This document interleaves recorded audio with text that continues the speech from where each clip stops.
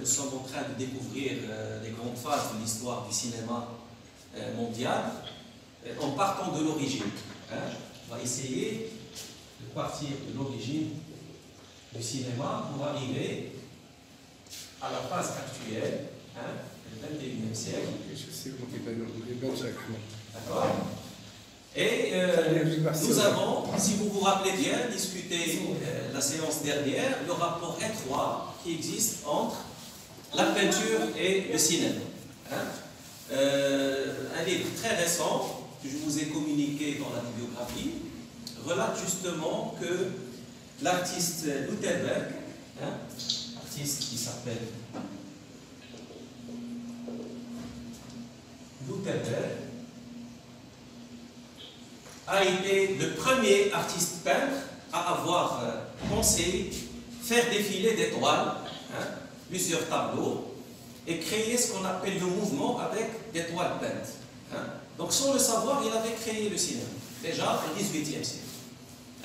Ce qui fait que les historiens du cinéma ont été contraints à revoir un petit peu l'idée qui fait que le cinéma ne date que d'un siècle. Donc le cinéma date plus que d'un siècle, il date déjà donc, du XVIIIe siècle. Là, je vais vous rappeler un petit peu des choses que vous connaissez, mais pour les fixer dans votre mémoire d'une manière définitive. Donc, le XVIIIe siècle, cet artiste a pensé à ce qu'on appelle l'idée du mouvement, à travers une superposition d'étoiles.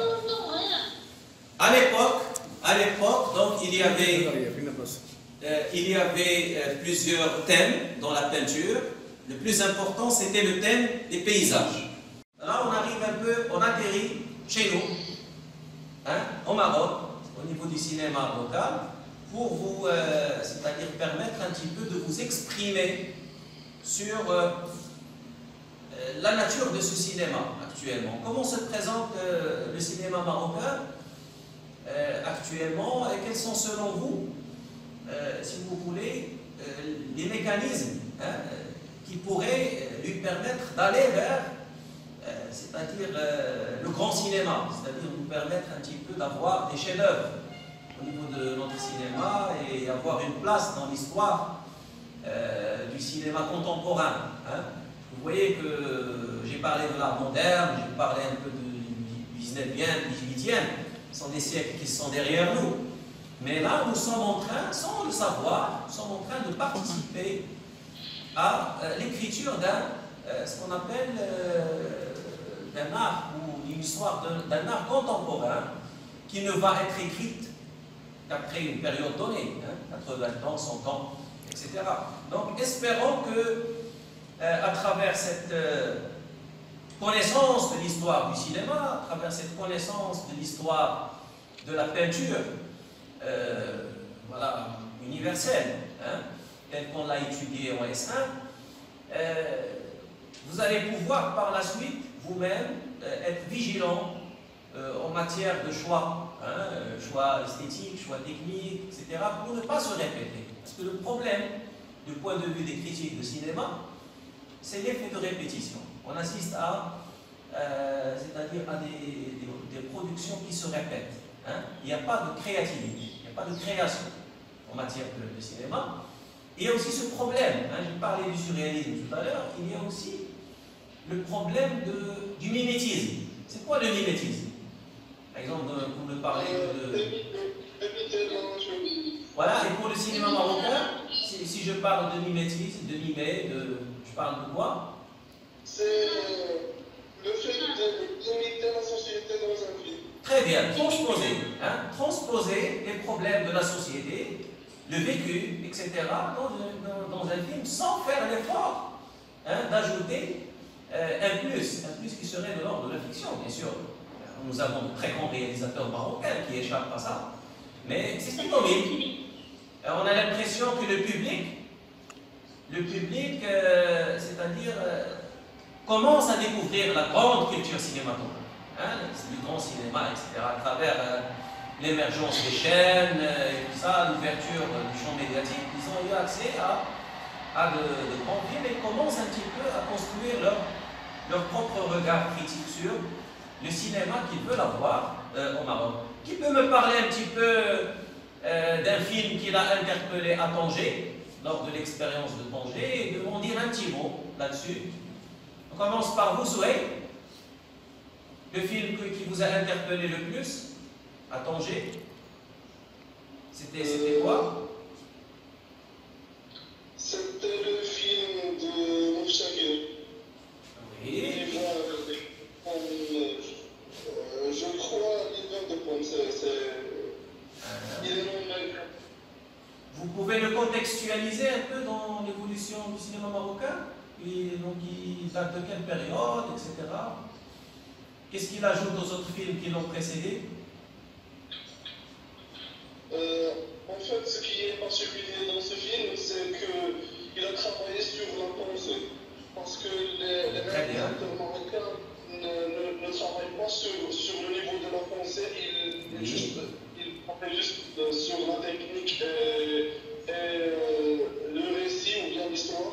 Mais Moufchakir a changé cette vision. C'est très bien. L'idée que tu viens de dire là est fort importante. Hein?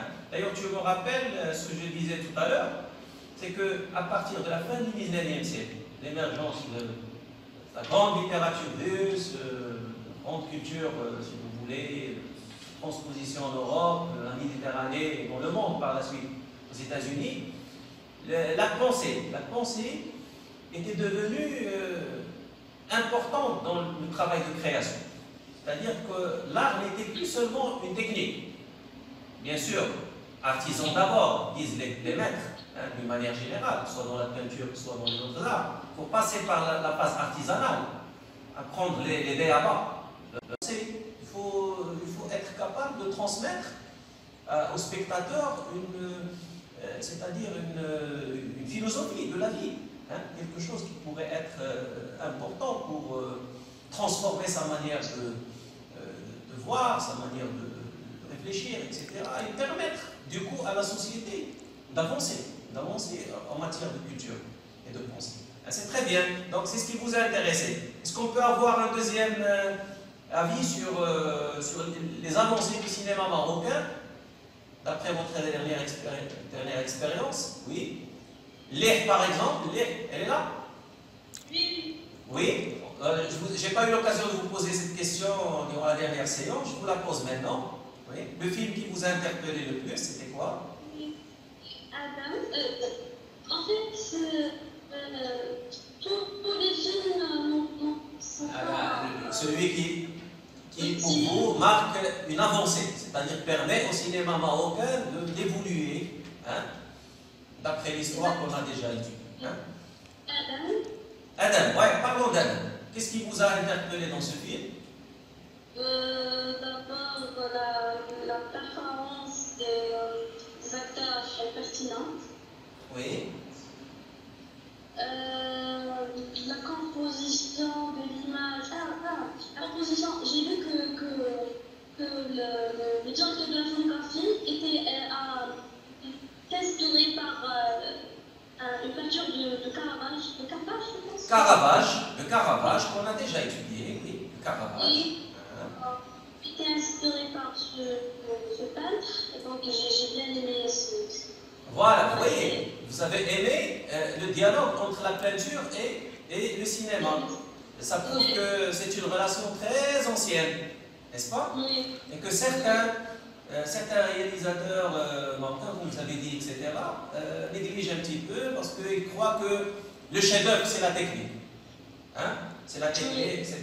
C'est bien de maîtriser ça, mais il y a le scénario qui doit ajouter un plus pour permettre à c'est-à-dire tout spectateur, d'intégrer un petit peu le regard du réalisateur, hein, et d'apporter aussi peut-être une interprétation qui pourrait enrichir les écrits sur le cinéma. Parce qu'il y a aussi les écrits sur le cinéma.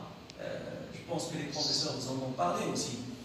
Il y a des critiques du cinéma, il y a des auteurs qui réfléchissent aussi sur l'image, ainsi de suite. Ils s'inspirent un peu de... Quand il y a des films comme ça ça les inspire plus, pour permettre une écriture autre. Hein. Merci. Merci. Une dernière, peut-être, une dernière intervention, puisqu'on arrive à la fin de la séance. Quelqu'un qui n'a pas encore envoyé son synopsis? Tout le monde a envoyé? Tout le monde? Très bien. Voilà. Donc, je vous suggère, chers étudiants, c'est-à-dire de lire attentivement donc, vos notes, ce que vous avez noté. N'oubliez pas de faire des lectures par rapport à la bibliographie suggestive que je vous ai donnée au début du semestre. Retenez aussi le livre que je viens de vous citer et qu'on a à la bibliothèque de l'ENSAD avec d'autres livres aussi importants. Hein. Vous allez les consulter quand vous serez là.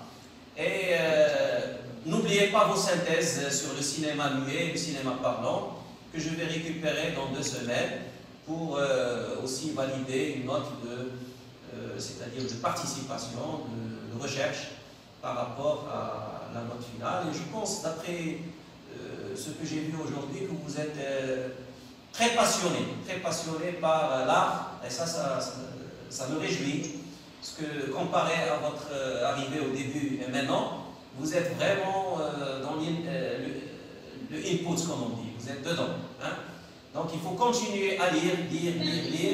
N'oubliez pas les œuvres littéraires aussi, ils vont vous inspirer, surtout du côté de la littérature russe. Hein? À commencer par votre écrivain favori, celui qu'on a étudié pour définir l'art, Tolstoï. Hein?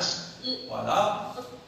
Sur ce, je vous dis très bonne fin d'après-midi et je vous donne un rendez-vous pour lundi prochain pour continuer avec le cours numéro 2 qui portera sur le cinéma hollywoodien.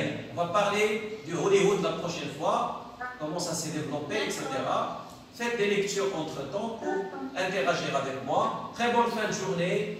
Bon bonjour à vos familles. Au revoir.